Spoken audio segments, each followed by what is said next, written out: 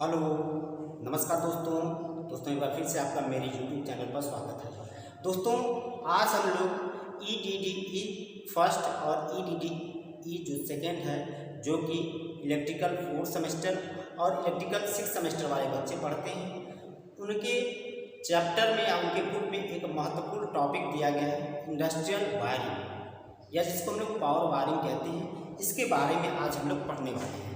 दोस्तों, मैं आपकी जानकारी के लिए बता दूं कि जो बच्चे 4th सेमेस्टर में EDDE फर्स्ट पढ़ते हैं, उनके सिलेबस में ये टॉपिक तो दिया ही है, और यही जब वो 6th सेमेस्टर में जाएंगे तो भी उनको इसी टॉपिक के बारे में और डिटेल से पढ़ने को मिलेगा। तो आइए हम लोग समझते हैं कि इंडस्ट्रियल वायरिंग क्या होती है, इसको हम लोग कैसे करते हैं, और इसको करने के लिए इंडियन इलेक्ट्रिसिटी रूल जो क्या नियम बनाया है, इसके बारे में हम लोग जानकारी लेते हैं। तो दोस्तों, सबसे पहले मैं आपको वायरिंग के बारे में बता दूं कि वायरिंग मुख्य रूप से हमारी दो तरह की होती है। एक लाइट फैन सर्किट के लिए हम लोग वायरिंग करते हैं, और दूसरा हम लोग पावर वायरिंग करते हैं। तो लाइट फैन सर्किट से संबंधित जो भी जानकारी थी, मैं उसको आंतरिक तार स्थापन में बता दिया हूँ। आज हम लोग एक पावर वायरिंग के बारे में जानेंगे। तो दोस्तों, यहाँ पर देखिए, ये वायरिंग जो होती है, इसको भी पावर वायरिंग में हम लोग दो तरह से क्लासिफाई करते हैं। एक जो होती है वायरिंग से संबंधित हमारी क्या होती है, पावर वायरिंग होती है।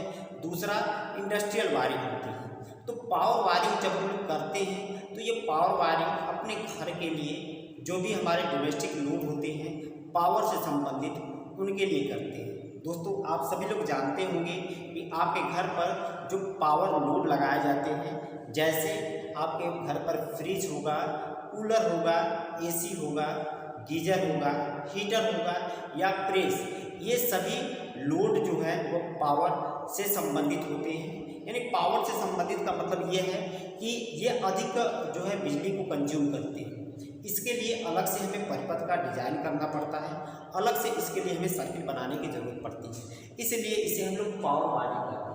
तो पावर वायरिंग में आपको एक बात ध्यान में रखना है कि पावर वायरिंग में जब भी हम लोग परिपथ का डिजाइन करते हैं, यानी जब भी सर्किट बनाते हैं, तो एक सर्किट पर हम लोग 3000 वाट और 15 एम्पियर के दो सॉकेट से अधिक हम लोग प्रयोग नहीं कर सकते। यानी आपको बस इतना याद रखना है कि जब भी हम लोग पावर वायरिंग करेंगे, तो उस पावर वायरिंग के एक परिपथ यानी एक सर्किट पर 3000 वाट से अधिक का लोड और 15 एम्पियर के दो से अधिक सॉकेट हम लोग प्रयोग नहीं कर सकते।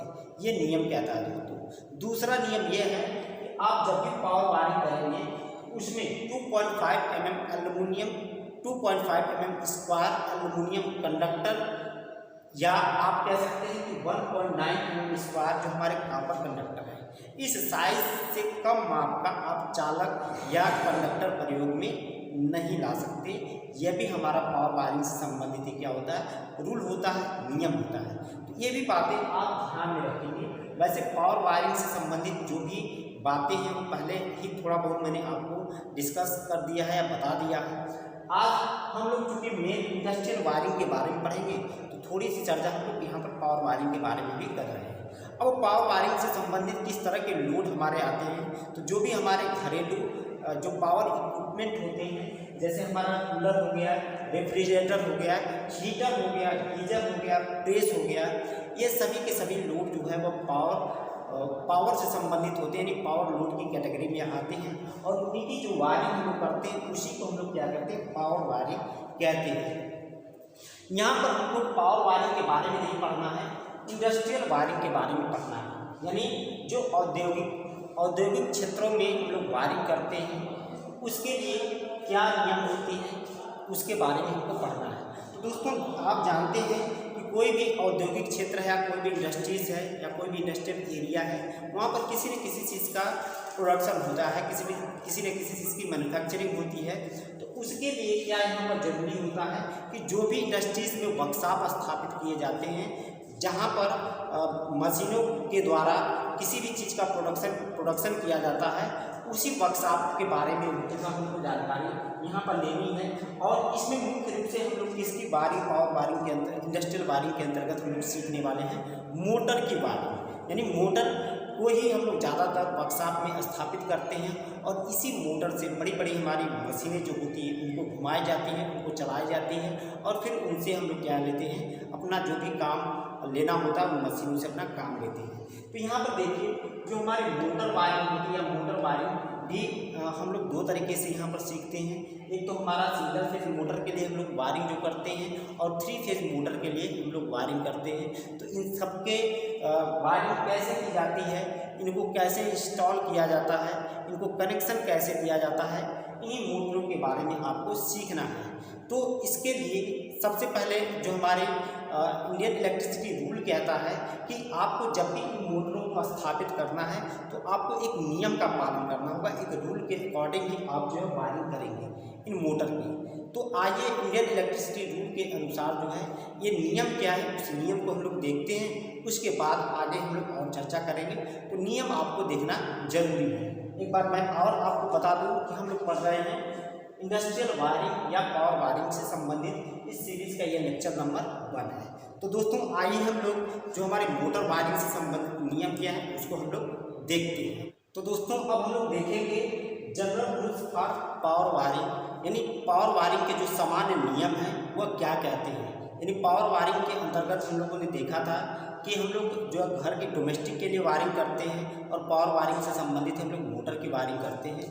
तो यहाँ पर पावर वायरिंग से संबंधित जो सामान्य नियम है जो कि मोटर के लिए स्पेशली आपको यहाँ पर बताया गया है, यह क्या कहते हैं। तो इससे संबंधित बहुत सारे नियम होते हैं, परंतु एग्ज़ाम के दृष्टिकोण से, परीक्षा के मद्देनज़र आपको रखते हुए उन्हीं बिंदुओं को आपको बताया जा रहा है जो आपको परीक्षा के दृष्टिकोण से इम्पॉर्टेंट है और वायरिंग में इसको आपको प्रयोग में लाना भी अति आवश्यक होता है। तो दोस्तों यहाँ पर देखिए सबसे पहला नियम है मोटर, प्रत्येक मोटर के लिए अलग परिपथ होना चाहिए। यानी पावर वायरिंग से संबंधित सबसे पहला यही आपको नियम जानना है कि जितने मोटर लगे वर्कशॉप में, जितने भी मोटर हों, 2, 3, 4, 5 जितनी भी संख्या में मोटर हों उतने हमको परिपथ का डिजाइन करना है। ऐसा नहीं कि एक परिपथ से हम लोग कई मोटरों को कनेक्शन करते हैं। इस तरह से आपका परिपथ में विद्युत धारा का मान अचानक से बढ़ जाएगा और फिर आपका जो भी सर्किट बनेगा वह डैमेज होने के चांसेस उसके बने रहेंगे। इसलिए आपको ध्यान देना है कि जितने मोटर होंगे, जैसे मान लीजिए कि यह एक मोटर है, यह हमारा दूसरा मोटर है, मान लीजिए कि M1 मोटर है, M2 मोटर है। अगर सिंगल फेज का ये M1 मोटर है तो इसके लिए एक न्यूट्रल और एक फेज अलग से आएगा, क्योंकि एक परिपथ में एक न्यूट्रल और एक फेज होता है। अगर ये 3 फेज का मोटर है तो इसके लिए 3 फेज R/B अलग से आएंगे और M2 मोटर के लिए भी 3 फेज R/B अलग से आएंगे। अगर ये भी हमारा सिंगल फेज का है तो इसके लिए भी एक न्यूट्रल और एक फेज अलग से आने वाले हैं। इस तरह से वर्कशॉप में जितने भी मोटर हमारे स्थापित किए जा रहे हैं उनके लिए अलग से परिपथ का डिजाइन करना जरूरी होता है। उसके बाद देखिए दूसरा नियम, चालक को ले जाने के लिए मेटल कंड्यूट पाइप का यूज हम लोग करते हैं। क्योंकि आप कहीं ना कहीं हम ये देखे होंगे कि जब भी मोटर की वायरिंग करते हैं तो मोटर के पास जो हम लोग कंडक्टर या चालक को लेकर जाते हैं उसको ऐसे ही नहीं वातावरण में या दीवार के सहारे छोड़ देते हैं। उसको प्रॉपर तरीके से मेटल कंड्यूट पाइप, यानी जो हमारे लौह धातु के जो कंड्यूट पाइप आते हैं उसके अंदर ही हमको क्या लेकर जाना है, कंडक्टर को लेकर जाना है, तार को लेकर जाना है। यह सुरक्षा के दृष्टिकोण से महत्वपूर्ण होता है, अन्यथा तार का कभी भी किसी कारण से इंसुलेशन खराब हो जाने की वजह से आपका या लीकेज करंट कहीं भी पास हो जाने से शॉर्ट सर्किट का खतरा बना रहेगा या वहाँ पर अचानक से कोई और दुर्घटना होने का भी खतरा बना रहेगा। इसलिए सुरक्षा के दृष्टिकोण से मेटल कंडक्टर पाइप के अंदर, यानी धातु जो हमारे आवरण युक्त कंडक्ट पाइप होते हैं, वहाँ नली होती है, उसी के अंदर हमको चालक तार को लेकर जाना है। ये नियम कहता है आपको पावर वायरिंग से संबंधित जो नियम है। उसके बाद जब भी ये तीसरा नियम देखिए आप जो है, जब भी हम लोग मोटर को स्थापित करेंगे तो मोटर को स्थापित करने के लिए प्रॉपर ढंग से हम लोग क्या करेंगे, नींव का डिजाइन करेंगे। यानी नींव, यानी जिसको हम लोग फाउंडेशन कहते हैं। आप देखे होंगे कि आपके घर पर, आपके गांव के आसपास या जिस गली मोहल्ले में आप रहते होंगे, वहाँ पर जब भी मोटर की स्थापना की जाती है तो उसको हमेशा नींव यानी सीमेंट कंक्रीट से बनी हुई नींव यानी फाउंडेशन हम लोग बनाते हैं और उसी पर ही हमको मोटर को स्थापित करना चाहिए। और ये जो नींव हम लोग बनाते हैं दोस्तों, इस नींव की ऊंचाई जो है फर्श से ज़मीन से जो कि 20 सेंटीमीटर से 50 सेंटीमीटर ऊंचाई तक रखा जाता है। और दूसरी बात, इस नींव को जब भी हम लोग स्थापित करते हैं तो जहाँ दीवार होता है, दीवार से थोड़ा दूरी हट के हम लोग क्या करते हैं, नींव का निर्माण करते हैं। यानी नींव का निर्माण हम जब भी करते हैं तो दीवार जो भी हमारा होता है, जिसके पास हमें नींव बनाना होता है, फाउंडेशन बनाना होता है, उसके लिए नियम ये कहता है कि 0.7 मीटर दूरी, मैंने लगभग 75 सेंटीमीटर यानी 0.7 मीटर दूरी हट के हम लोग क्या करें, इस नींव का निर्माण करें। और इस नींव के फर्श से ऊंचाई 20 सेंटीमीटर से 50 सेंटीमीटर हम लोग रख सकते हैं। तो ये आपको मोटर की जो नींव है इससे संबंधित आपको जानकारी इतनी होनी चाहिए। और नींव भी हमें कैसी बनानी चाहिए, सीमेंट कंक्रीट यानी RCC की बनानी चाहिए, ताकि यह मजबूत और टिकाऊ हो। ऐसा नहीं कि यह मोटर जब चले तो वाइब्रेशन हो और वाइब्रेशन के झटके को यह नींव हमारी सहन न कर पाए और आकस्मिक दुर्घटना का कारण बन जाए। इसलिए आपको यह नींव निर्माण करते समय विशेष सावधानी की जरूरत पड़ती है, इसका भी आप ध्यान रखेंगे। उसके साथ साथ यहाँ पर देखिए, इसी मोटर को कनेक्शन देने के लिए मोटर स्विच और स्टार्टर मोटर के पास ही लगाना चाहिए, यह नियम कहता है। यानी जिस मोटर को हमको ऑन और ऑफ करना है, उसके लिए जो हम लोग मोटर स्विच और मोटर को स्टार्ट करने के लिए स्टार्टर का प्रयोग करते हैं, वो उस मोटर के पास ही लगाना होना चाहिए। ऐसा नहीं कि मोटर हमने कहीं स्थापित किया और उसे दूसरी कुछ दूरी पर या उसे हट के हम लोग मोटर स्विच और स्टार्टर का प्रयोग कर रहे हैं। तो दोस्तों यहाँ पर देखिए, दो आपको शब्द लिखेंगे कि मोटर स्विच और दूसरा स्टार्टर। मोटर स्विच आपके दिमाग में आ रहा होगा कि ये क्या काम करता है और स्टार्टर का क्या काम करता है। तो यहाँ पर मोटर स्विच के बारे में मैं बता दूँ कि जो मोटर स्विच होती है वो मोटर के प्रोडक्शन के लिए लगाई जाती है और मोटर के पास में ही लगाई जाती है मोटर स्विच। यानी प्रत्येक मोटर की सुरक्षा के लिए मोटर स्विच हम लोग लगाते हैं। ये स्विच क्या होती है, मोटर की शॉर्ट सर्किट से ओवरलोड से क्या करती है, प्रोडक्शन करती है। इसलिए प्रत्येक मोटर का अपना मोटर स्विच होता है। मोटर स्विच और स्टार्टर दोनों को मोटर के पास में ही लगाया जाता है। और जो स्टार्टर होता है दोस्तों, ये क्या होता है, मोटर को स्टार्ट करने के लिए हम लोग स्टार्टर का प्रयोग करते हैं। स्टार्टर बेसिकली क्या होता है, स्टार्टर में रजिस्टेंस होते हैं जो कि मोटर को जब हम स्टार्ट करते हैं तो उसके सीरीज में कनेक्ट, ये रजिस्टेंस जो मोटर के सीरीज में कनेक्ट हो जाते हैं। और मोटर जब स्टार्ट होती है तो स्टार्टिंग के समय मोटर जो है अपनी फुल लोड करंट की 1.5 से 2 गुना अधिक करंट लेती है। तो इसी करंट को लिमिट करने के लिए हम लोग यहाँ पर स्टार्टर का प्रयोग करते हैं। तो इसलिए जब भी हम लोग मोटर को स्टार्ट करते हैं तो उसको स्टार्ट करने के लिए स्टार्टर लगाना बहुत ही ज़रूरी होता है। अन्यथा इस स्टार्टर की अनुपस्थिति में या स्टार्टर न होने की वजह से मोटर की जलने का भय या जलने का खतरा हर समय बना रहता है। तो दोनों ही बातें आपको जरूरी है किसी भी मोटर के प्रोडक्शन के लिए।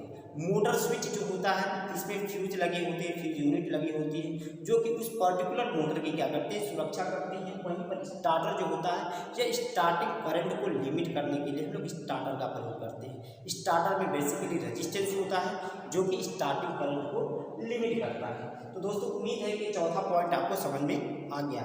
उसके बाद जो पांचवा पॉइंट है, मोटर को कम से कम 2 स्थान से अर्थिंग होना चाहिए। जब भी हम लोग मोटर की स्थापना करते हैं तो सुरक्षा के दृष्टिकोण से अर्थिंग बनाना अति आवश्यक होता है, क्योंकि अर्थिंग अगर न करें तो वहाँ पर जो भी हमारा ऑपरेटर रहेगा, जो भी उस मोटर को चलाने के लिए जो भी हमारे व्यक्ति रहेगा, उसको विद्युत का झटका किसी कारणवश से लग सकता है। इसलिए सुरक्षा के दृष्टिकोण से मोटर को कम से कम 2 स्थान से अर्थिंग करना अति आवश्यक होता है। ये भी नियम आपको पता होना चाहिए। और अर्थिंग क्या होता है, ये पूरा आपको एक चैप्टर आपके बुक सिलेबस में दिया गया है कि अर्थिंग जो होता है एक ऐसी प्रक्रिया है जिसके द्वारा हम लोग वैसे इलेक्ट्रिकल इक्विपमेंट जिनके वे भाग जो धारा वहन न करते हैं उन भागों को एक लो रजिस्टेंस से जमीन में ग्राउंड करने की प्रक्रिया को हम लोग अर्थिंग कहते हैं। तो तो अर्थिंग इसलिए की जाती है कि किसी भी व्यक्ति की सुरक्षा की जा सके, साथ या लीकेज करने से सुरक्षा की जा सके, या हमारी जो आकाशीय बिजली है उसे सुरक्षा करने के लिए हम लोग अर्थिंग का प्रयोग करते हैं। तो यहाँ पर अर्थिंग कम से कम 2 जगह पर होना चाहिए। अब नेक्स्ट आप लोग नंबर 6 में देखिए, आपको पर बहुत ही महत्वपूर्ण जानकारी लिखी गई है। दोस्तों हम लोग पावर वायरिंग से ये नियम जो है ये आपको तो बिल्कुल ही याद होना चाहिए कि जब भी हम लोग किसी भी मोटर की स्थापना करेंगे उसमें अगर एल्युमिनियम का चालक हम लोग प्रयोग कर रहे हैं तो 2.5 mm² से कम माप का हम लोग एल्युमिनियम चालक प्रयोग में नहीं लाएंगे। दूसरा, अगर हम लोग एल्युमिनियम की जगह कापर वायर का प्रयोग कर रहे हैं तो वहाँ पर 1.9 mm² से कम माप का कापर जो वायर है या कापर चालक तार है इसका प्रयोग में हम इससे कम माप का चालक हम लोग प्रयोग में नहीं ला सकते। इससे अधिक हम लोग ला सकते हैं अकॉर्डिंग टू लोड, यानी मोटर का लोड कैसा है, मोटर की कैपेसिटी कितना है, मोटर की जो आउटपुट पावर है वह कितना है, उसके हिसाब से हम लोग चालक तार का जो साइज है उसको बढ़ाते चले जाएंगे। लेकिन तो मिनिमम जो एल्युमिनियम चालक है इसको 2.5 mm² से कम साइज का, वहीं पर कापर जो चालक है उसको 1.9 mm² से कम माप का हम लोग प्रयोग में नहीं लाएंगे चालक तार। तो ये बहुत ही इंपॉर्टेंट जानकारी है, इसको आप ध्यान में रखिए। उसके बाद देखिए यहाँ पर, अब देखिए यह आपका MS का मतलब जो होता है मेन स्विच, DB का मतलब होता है डिस्ट्रीब्यूशन बोर्ड, यहाँ पर जो होता है MS का मतलब मोटर स्विच, और यहाँ पर स्टार्टर। यहाँ पर 4 शब्द लिखे गए और इन चारों के बारे में आपको ध्यान में देना है। यह आपका मेन स्विच होता है, यह आपका डिस्ट्रीब्यूशन बोर्ड होता है, यह मोटर स्विच होता है और स्टार्टर होता है। तो मोटर स्विच और स्टार्टर इन दोनों के बारे में मैंने आपको बताया। मोटर स्विच और स्टार्टर जो कि मोटर के पास में ही लगाए जाते हैं, वो पर्टिकुलर उस मोटर की सुरक्षा करते हैं। और ये जो मेन स्विच होता है और जो डिस्ट्रीब्यूशन बोर्ड होता है, मान लीजिए कि बक्सा बड़ा है उसमें एक से अधिक मोटर काम कर रही है, तो वहाँ पर हम लोग जो मेन स्विच स्थापित करेंगे, इस मेन स्विच के द्वारा जितने भी मोटर ऑपरेटिंग कंडीशन में रहेंगे सबकी सप्लाई को एक साथ काटने की यहाँ से व्यवस्था हम लोग कर सकते हैं मेन स्विच के द्वारा। वहीं पर प्रत्येक मोटर को सप्लाई देने के लिए हम लोग डिस्ट्रीब्यूशन बोर्ड की व्यवस्था करते हैं। डिस्ट्रीब्यूशन बोर्ड से हम लोग परिपथ का डिजाइन करते हैं, यानी जितनी मोटर लगी होती है सबके लिए अलग से हम लोग क्या करते हैं, परिपथ बनाते हैं डिस्ट्रीब्यूशन बोर्ड की सहायता से।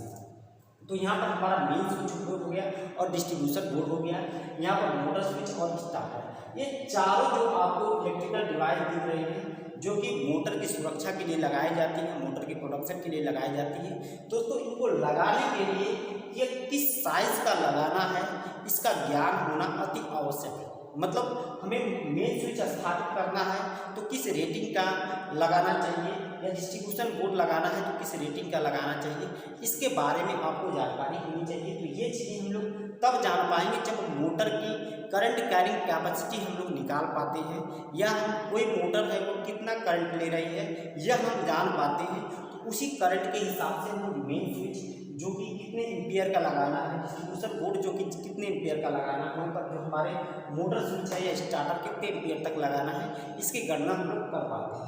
तो आगे हम लोग देखेंगे कि मोटर में करंट की गणना कैसे की जाती है। कोई भी मोटर चाहे कितने भी हार्स पावर की मोटर है वह करंट कितनी लेती है, इसकी गणना हम लोग आगे करना सीखेंगे।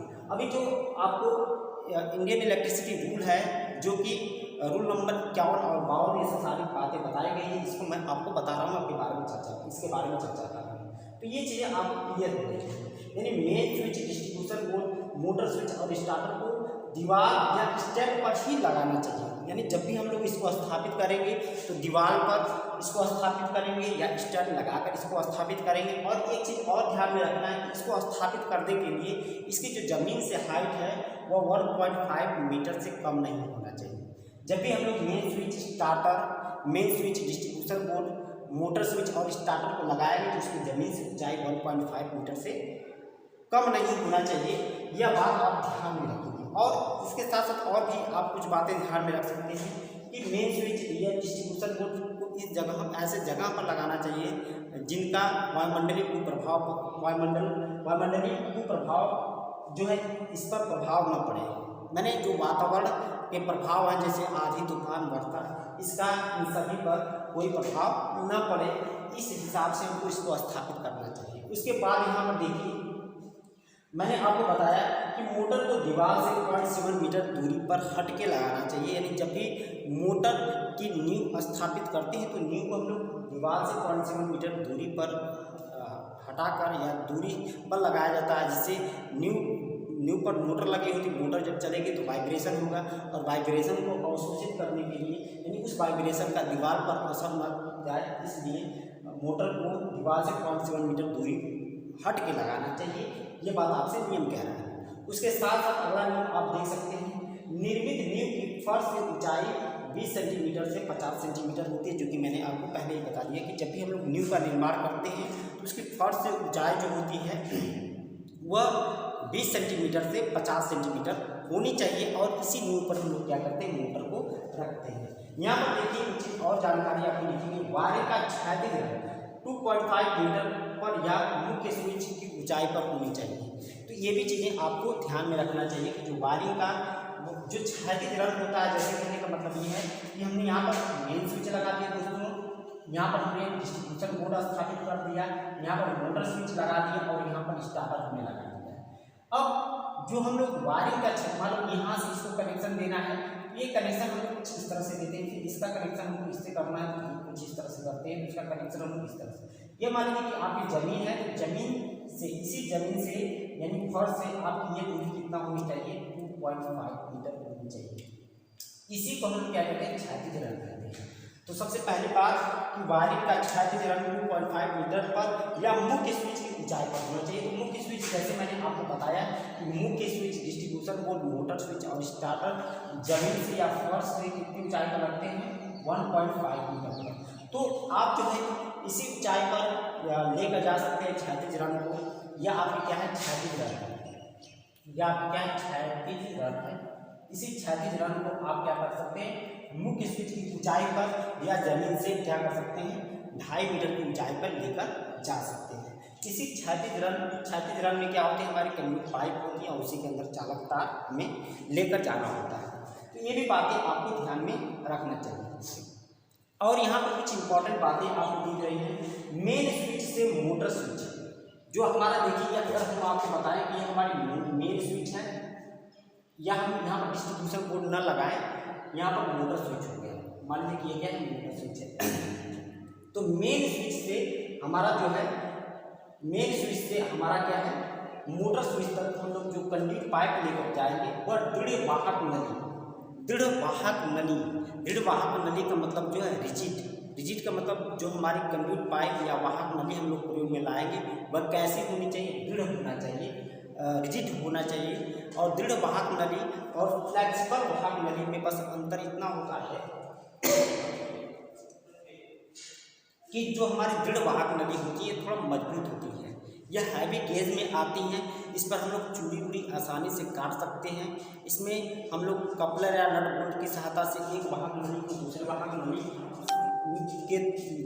नली को आसानी से जोड़ सकते हैं। तो आपको ध्यान में रखना है कि जो हमारे मोटर स्विच से जो हमारे मेन स्विच से मोटर स्विच के बीच में हम लोग जो वायर लेकर जाएंगे उसको हम कैसे वाहक नली से दृढ़ वाहक नली के अंदर लेकर जाएंगे। और एक जानकारी आपको यहीं से और यहाँ पर लिखी गई है कि जो मोटर स्विच होता है, जो मेन स्विच होता है और जो मोटर स्विच होता है, इनके बीच की जो दूरी होती है वो लगभग 1.5 मीटर की दूरी पर इसको स्थापित करना चाहिए।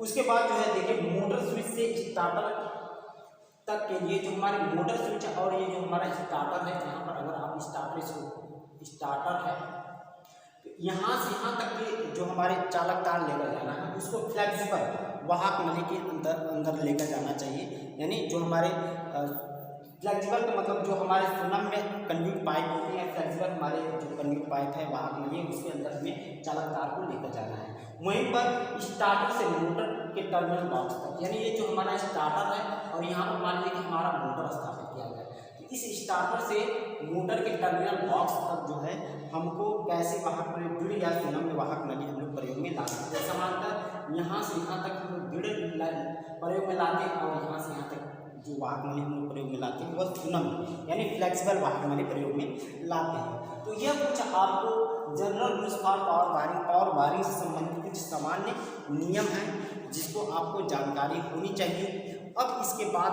आगे हम लोग देखेंगे कि किसी भी मोटर में हम लोग वैद्युत धारा की गणना कैसे करते हैं कि कोई मोटर कितने एम्पियर तक की करंट लेती है, और उसी करंट के हिसाब से हम लोग मुख्य स्विच, मोटर स्विच, स्टार्टर या डीबी यानी डिस्ट्रीब्यूशन कोड का चुनाव करते हैं, और उसी हिसाब से फिर हम लोग कंडक्टर भी लगाने वाले होते हैं। तो अगर दोस्तों वीडियो पसंद आए तो वीडियो को आप लाइक और अपने दोस्तों में शेयर कर दीजिएगा, मेरे यूट्यूब चैनल को सब्सक्राइब कर लीजिएगा। इसी तरह से मैं आपके लिए आगे वीडियो लेकर आता रहूँगा। वीडियो देखने के लिए आपका बहुत बहुत धन्यवाद। Thank you.